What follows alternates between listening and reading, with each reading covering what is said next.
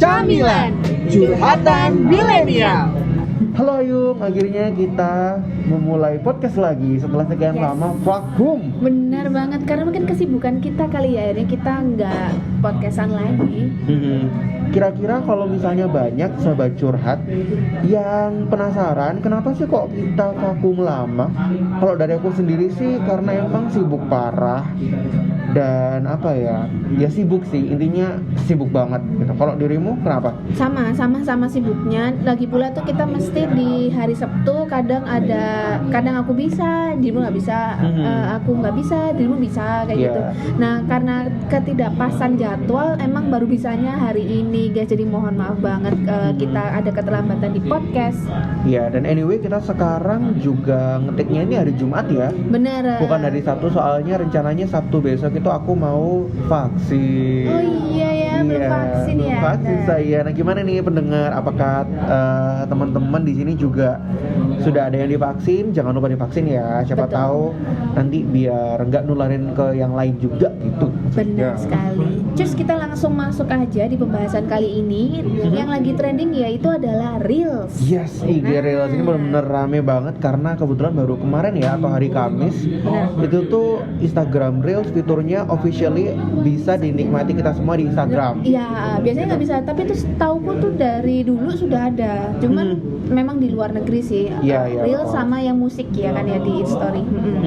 Tepatnya kalau nggak salah yang aku cari itu sekitar bulan Agustus 2020. Jadi sejak saat itu memang Instagram Reels sudah dibuat. Nah latar belakangnya sebenarnya emang orang-orang Amerika itu agak parno ya, kayak bahasan kita yang kemarin waktu bahas TikTok itu kan ada yang nggak percaya gitu karena katanya TikTok ini kan akan menyimpan data user gitu kan. Oh gitu. Akhirnya Instagram itu membuatlah fitur itu tersebut. Jadi biar orang-orang Amerika nggak pakai TikTok, biar orang-orang Amerika mainnya Instagram Reels saja.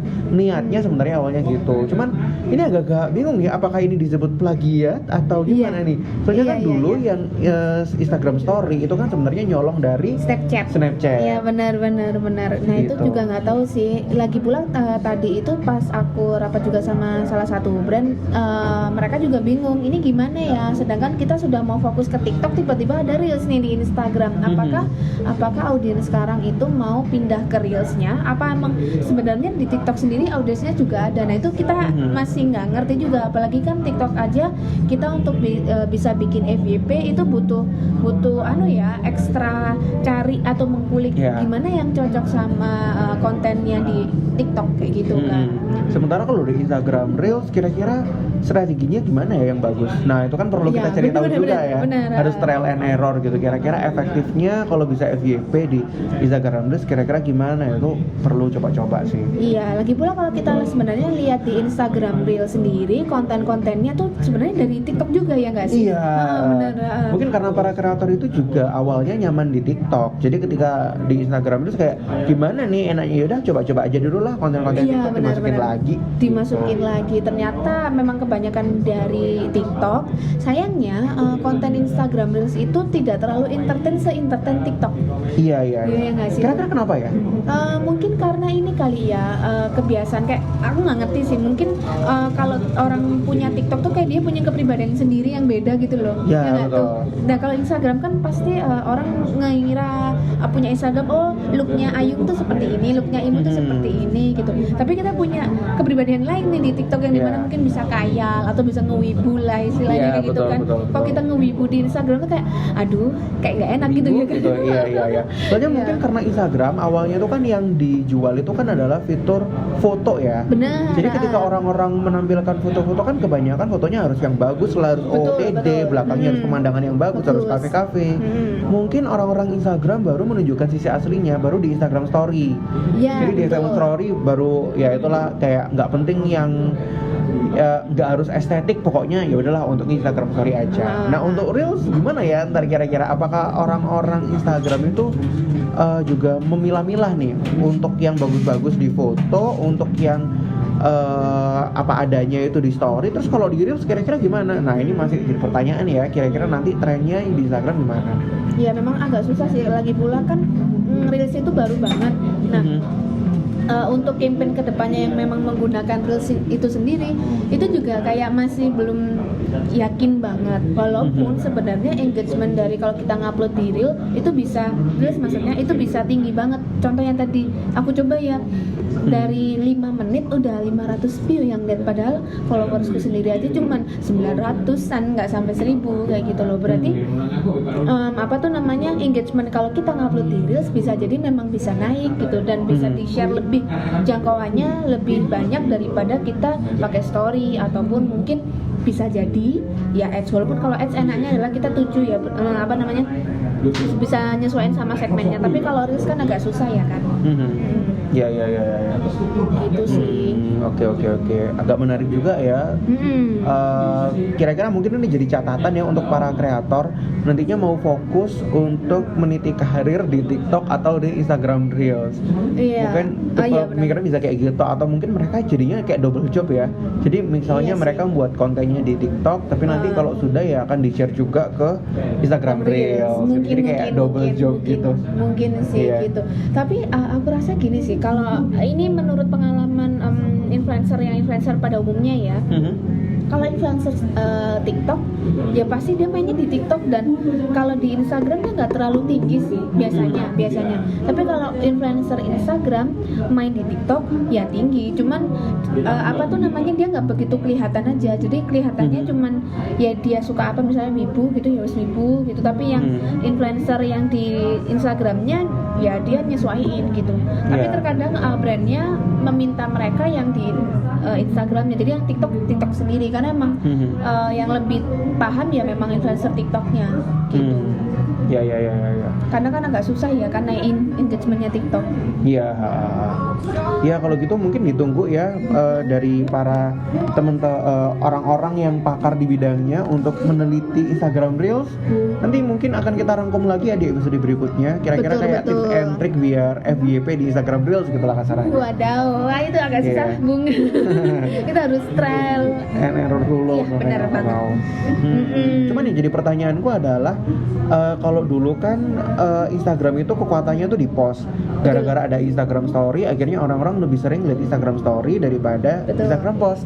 Nah sekarang kalau misalnya ada IG Reels gimana nih? Apakah orang-orang akhirnya nge-scrollnya lebih ke arah vertikal atau ngelihat Reels, atau ngelihatnya ke arah horizontal, atau ngelihat Instagram Story?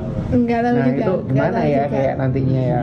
Soalnya emang gini kan, kemarin itu yang tertinggi itu menurut pengalaman juga adalah konten yang berhubungan dengan edukasi. Jadi yang slide itu loh, konten-konten carousel. Nah, itu kan tinggi banget tuh kemarin. Instagram tuh. Tinggi banget. Habis itu story-nya udah lumayan turun ya kan. Udah nggak banyak orang-orang yang story, ya paling story cuman kayak bahasan yang lagi kekinian aja. Maksudnya kayak hari ini buka, hari ini tutup, kayak gitu aja toh kontennya. Nah setelah itu baru si Reels. Nah ini nggak tahu apakah nggak ngerti gimana ini. Itu agak susah sih. Ya kayaknya kita baru tahu itu 3 bulan ke depan nggak sih? Iya betul. Tapi sebenarnya ini bagi para kayak F&B atau mungkin juga lini bisnis lainnya, sebenarnya kalau mereka punya sosmed yang lebih terintegrasi itu lebih bagus lah ya. Daripada punya misalnya kita ada Instagram terus kita juga minta orang-orang follow TikTok, itu tuh kayak susah gitu, maksudnya kayak ribet gitu ya. Jadi mungkin dengan adanya konten TikTok yang sekarang fiturnya bisa dinikmati di Instagram, jadi sebenarnya itu bisa lebih meringkas. Sebenarnya sih, tapi sebenarnya audiensnya beda. Tapi tetap audiensnya beda. Iya benar kan, jadi susah aja. Gimana ya? Terutama untuk yang segmentasi brandnya itu adalah umur 15-24 itu pasti sebenarnya paling banyak TikTok. Pasti punya TikTok semua sebenarnya. Yang 15-20-an lah ya. Tapi kalau yang umur 20 sampai 34, nah itu pasti dia lebih banyak di Instagram gitu. Sama mungkin beberapa Facebook lah ya. Sama kalau dari pengamatanku sendiri sih, aku ngelihatnya TikTok itu lebih gampang dirasakan bagi orang-orang yang entertain, orang-orang yang menghibur. Misalnya let's say secara TikTok kita bisa ngelihat kayak misalnya si Emil atau si Kava atau siapa lagi nih, pokoknya yang ngakak-ngakak, yang mereka jadi apa adanya, atau si Aul mungkin. Aul. Nah, kira-kira kalau orang-orang kayak Aul terus mereka buat di Instagram Reels cocok nggak ya? pikirku agak-agak nggak cocok. Soalnya Instagram itu kayak penuh dengan kemunafikan gitu. Karena penuh Waduh. dengan apa ya? Tipu-tipu gitu. Iya, Sementara iya. kalau di TikTok itu orang bisa jadi apa adanya. Iya Gitu sih. iya sih memang apa adanya itu jelas di TikTok itu apa aja di sana ada gitu. Ya jadi kita tunggu mungkin ya bagi para kreator yang berani untuk membuat konten di Instagram Reels, nggak hanya di TikTok doang. Oke. Gitu. Kira-kira ada tambahan lagi nggak tentang Instagram Reels menurutmu? Kalau ada tambahan pastinya ada lebih banyak ya Bu, tapi kita next aja bahas Reelsnya. Nah kita mungkin sekarang mau bahas masalah yang sedang ada di email yang akan kita baca hari ini. Oke, ya kita coba cek ya. Berarti teman-teman kalau misalnya ada yang mau curhat jangan lupa untuk kirim email di camilan.podcast@gmail.com. Hampir lupa. Oke. Iya. Ya, Oke. silakan Kak Ayu untuk membaca. Oke, ya ini ada pertanyaan dari kakak titik-titik. Pertanyaannya adalah tentang bagaimana sih konsistensi dalam bekerja di saat pandemik seperti ini. Nah, Wah, agak tricky juga nih ya. agak susah juga ya karena saya juga relate nih. Jadi juga agak susah buat konsisten. Ya, kalau dari aku sendiri sih, mungkin yang pertama dibenerin mindsetnya dulu ya. Tujuan Anda sekarang bekerja di sini apa? Nah. Kalau mindset yang membuat saya bertahan sih, saya bekerja di sini hanya untuk uang dan uang tante. Jadi cukup mikirin uang ya udah nggak kayak kalau kamu ngerasa kayak capek atau gimana. Ingat kembali kan di sini cuma cari uang doang. Jadi ya udah tanggung jawabnya ya sepantaran aja dengan gajinya gitu. betul. Jangan terlalu dibawa ngotot sampai hasil sampai lupa menjaga kesehatan, jangan sampai pokoknya setara lah sama gaji gitu. Benar, harusnya sih gitu ya. Jadi nggak terlalu kerja bagai kuda gitu ya. Mungkin diimbangi sama sesuatu yang paling disukai aja sih. Misalnya kayak aku suka anim, ya udah setelah ngerjain paling nggak nganim dulu lah sebentar gitu biar nggak terlalu stres, jadi bisa refresh bentar. Atau mungkin kalau emang doyan ketemu orang, maksudnya cara nurunin stres dengan ketemu orang ya udah ketemu orang bentar doang. Tapi ya jangan lama-lama, ingat ini masih pandemi. Iya. Sebentar aja, terus habis itu bisa dilanjut lagi. Atau mungkin ngerjakan di luar, itu juga salah satu contoh buat kita biar apa ya, lebih refresh aja idenya gitu sih. Iya, setuju banget. Soalnya memang sekarang WFH kan sudah lebih dari 1 tahun ya kira-kira.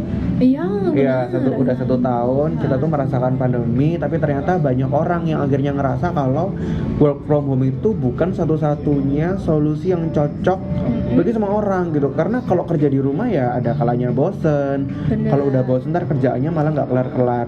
Di saat itu mungkin kita memang harus membantu perekonomian kafe-kafe di sekitar rumah kita, atau membangkitkan lagi gairah coworking space. Oh iya. Jadi biar nggak suntuk aja, karena mungkin otak kita tuh kalau udah ada di rumah mindsetnya tuh cuman kayak pengen istirahat, pengen nyantai.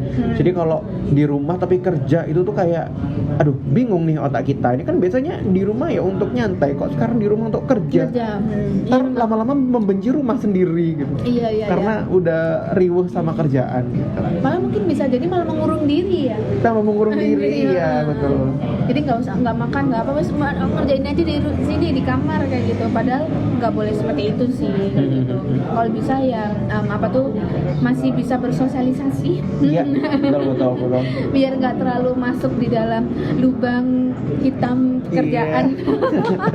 Oke, seperti itu sih. Ada tambahan lagi? Udah sih kalau dari aku. Oke, udah. Mungkin sekian dulu dari podcast kita hari ini. Semoga bisa bermanfaat untuk kedepannya. Terima kasih. Bye-bye. Bye.